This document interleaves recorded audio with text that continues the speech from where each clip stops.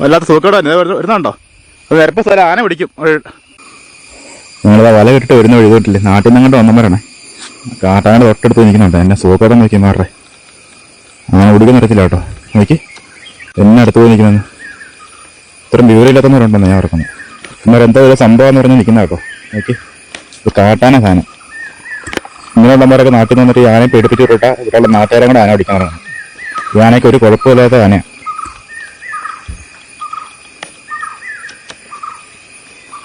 ഒരു പരിധി കഴിഞ്ഞിട്ട് അടുത്തേക്ക് വന്നിട്ടുണ്ടെങ്കിൽ ആന പിടിക്കും, ഓടിക്കും. ആ സ്ഥലം നിരപ്പ് സ്ഥലം, അതിൻ്റെ അപ്പുറത്തേക്ക് പോയി കഴിഞ്ഞാൽ ആന ഉറപ്പായിട്ടും പിടിക്കും. ഞങ്ങൾ പോലും അങ്ങോട്ട് പോകാറില്ല ആനയെ പിടിച്ചിട്ട്. നിങ്ങളുടെ ഇമാർ ഈ അറിവില്ലാത്തമാരും ഒന്നും നിൽക്കുന്നത്. ആനയുടെ ഓടത്തിന് മുമ്പ് നമുക്ക് ഒന്നും ചെയ്യാൻ പറ്റില്ല. അത് ഒറ്റ കാർച്ച് കയറുമ്പോൾ തന്നെ നമ്മുടെ ജീവൻ പോകും. പിന്നെ നമ്മൾ ഓടിക്കതച്ച് വീഴത്തേ ഉള്ളൂ.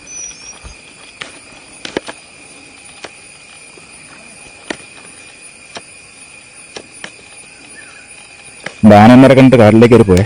മാറി പിന്നെ അതിൻ്റെ പുറകെ ഇല്ല. അതല്ലാത്ത നോക്കട്ടെ, മരുന്ന് മേടിച്ച് കിട്ടുമെന്ന്.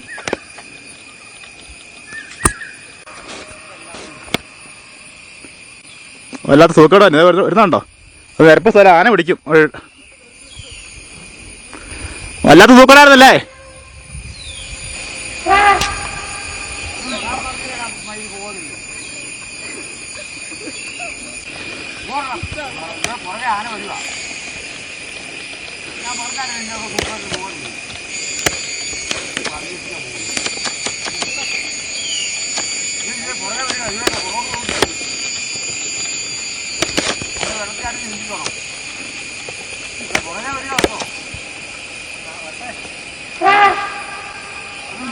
കാരണമുണ്ടോ? ഇച്ചിരി ഇറക്കമായോണ്ടാ പിടിക്കാത്ത കേട്ടോ. അല്ലെങ്കിൽ മരം ഉറപ്പായിട്ടും പിടിച്ചായിരുന്നു. നിരപ്പാണെങ്കിൽ ഉണ്ടല്ലോ മരം ഓടത്തില്ല, ഓടെ കളച്ച് വീഴത്തുള്ളൂ. ഞങ്ങൾ വല കെട്ടിയ സമയത്തൊക്കെ ആന അവിടെ ഒരു കുഴപ്പമില്ല നിൽക്കുന്നുണ്ടാണ്. ഞങ്ങൾ കയറി പോരും ചെയ്തു. ആന അങ്ങോട്ട് കയറി പോയി. പിന്നെ ഇമാരതിൻ്റെ പുറകെ എന്നതാ ഇല്ല എന്താ വലിയ സംഭവം എന്ന് പറഞ്ഞു. പുറത്തുനിന്നുള്ളമാരൊക്കെ ഇങ്ങനെ ഒന്ന് പേടിപ്പിക്കുന്നുണ്ടേ നാട്ടിലുള്ളവർക്ക് കൂടെ ഇവിടെ നിൽക്കാൻ പറ്റാത്ത അവസ്ഥയാവും. മര്യാദക്കന്മാർക്ക് കണ്ടിട്ട് പോയാൽ പോരാ, ഇല്ല ഇടത്തോട്ട് ഉണ്ടാക്കണം.